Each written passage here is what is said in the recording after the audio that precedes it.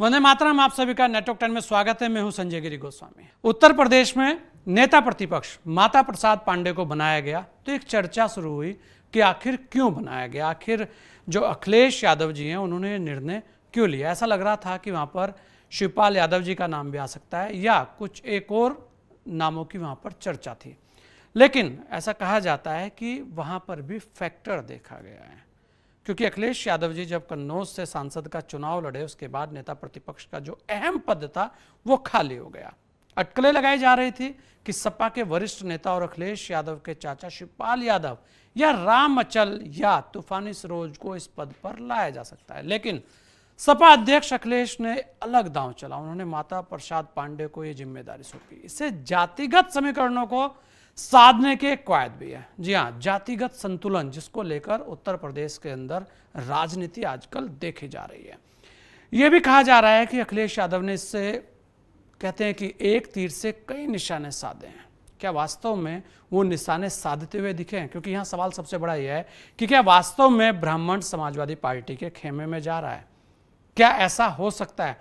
क्योंकि वर्तमान में अगर देखा जाए तो उत्तर प्रदेश के अंदर योगी आदित्यनाथ का जो एक ओरा है वो इतना बड़ा हो चुका है कि ऐसे में वहां पर जातिगत समीकरणों पर जो दूसरे दल हैं उनको उस जातिगत समीकरण का सहारा दिखता है। इन दिनों में अगर हम देखें और विपक्ष की धार को देखें तो लगातार विपक्ष हमलावर होना तो चाहता है, लेकिन कोई बड़े मुद्दे उनके पास नहीं है। और खासकर भ्रष्टाचार की अगर हम बात करें तो उसे लेकर विपक्ष के पास उत्तर प्रदेश में कुछ भी नजर नहीं आता। यानी कि आक्रमण तो होता है, लेकिन वो आक्रमण जो है वो कहीं ना कहीं उसकी जो धार है वो कुंद हो जाती है। तो ऐसे में सबसे बड़ी बात यह थी कि आखिर जो योगी आभा मंडल है उससे कैसे विजय पाई जाए। उसे लेकर बहुत सारे गुणाभाग हुए, उसे लेकर इस बार भी बहुत सारे प्रयास हुए, और खासकर पीडीए की बात अखिलेश यादव करते रहे। हाँ, ये जरूर है कि इस लोकसभा चुनाव में अखिलेश यादव एक मजे हुए खिलाड़ी के तौर पर नजर आए, और खासकर एक ऐसा चेहरा बना अखिलेश यादव का कि जिसे यूपी के अंदर एक जो पीडीए गठबंधन है उसे अपना नेता स्वीकार किया। कहीं ना कहीं अखिलेश यादव इस बार के लोकसभा चुनाव से बहुत कुछ पा गए और राष्ट्रीय राजनीति में एक बड़ा कद अपना उन्होंने बनाया। यहां तक कि बड़े लोगों ने कहना शुरू कर दिया कि जो मुकाम मुलायम सिंह यादव हासिल नहीं कर पाए वो मुकाम शायद अखिलेश यादव हासिल कर पाएंगे। जी हां, प्रधानमंत्री पद की दौड़ में अखिलेश यादव का नाम भी चलने लगा था। तो ऐसे में ये एक और दांव उत्तर प्रदेश के अंदर उन्होंने खेला है कि आखिर उत्तर प्रदेश के अंदर जो 2027 का चुनाव होगा तब शायद ये जो आंकड़ों का खेल है तब काम आए। लेकिन यहाँ ऐसा भी कहा जा रहा है कि अभी भी अखिलेश यादव जी के दल के अंदर कहीं ना कहीं इस निर्णय के बाद खलबलियां हैं। बहुत सारे लोगों की जो आशाएं हैं वो टूटी हैं। लेकिन क्या इससे वास्तव में ब्राह्मण सपा के साथ आ जाएगा, ये सवाल भी है। क्या यादव, मुस्लिम और जो एक गठबंधन है ब्राह्मण वो हो पाएगा? और क्या इस गठबंधन के सहारे अखिलेश यादव योगी आदित्यनाथ को इस 2027 के चुनाव में मात दे पाएंगे? ये बहुत सारे सवाल लगातार चलते रहेंगे। लेकिन इतना जरूर है कि इस बार सपा ने लोकसभा चुनाव में 37 सीटें हासिल की है, और इन 37 सीटों के चुनाव में सपा ने जो पीडीए फार्मूले को अपनाया था वो कहीं ना कहीं कामयाब होता भी दिखा है। लेकिन यहाँ एक सवाल और खड़ा होता है कि अगर संविधान बचाओ का नारा नहीं होता तो क्या ये जो गठबंधन है वो काम कर पाता? ये भी यहां पर एक सवाल है। और एक सवाल और है कि क्या जो ये गठबंधन अभी बनाया है ये गठबंधन 2027 तक खड़ा रह पाएगा? मतलब कि जो पिछड़ों की राजनीति या दलितों की राजनीति या अल्पसंख्यकों की राजनीति, ये जो कॉम्बिनेशन है इसे लेकर दल आगे बढ़ पाएंगे? क्योंकि इस बार मायावती जी का जलवा नहीं दिखा। क्या इस बार मायावती जी चुनाव के अंदर सक्रियता निभा पाएगी?